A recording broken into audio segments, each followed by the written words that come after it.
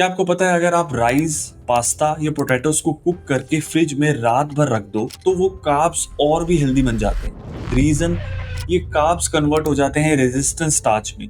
Resistance starch basically fibre की तरह behave करता है। स्मॉल इंटेस्टाइन से डाइजेस्ट हुए बिना सीधा कोलोन तक पहुंचता है और वहां जाके बन जाता है आपके गुड गट बैक्टीरिया का favourite food. Result, blood sugar spike slow हो जाती है, क्रेविंग्स कम हो जाती हैं और आप ज्यादा देर तक फुल फील करते हैं। मतलब वेट मैनेजमेंट इजी हो जाती है और एनर्जी नेचुरली हाई हो जाती है। Follow for more real science backed hacks.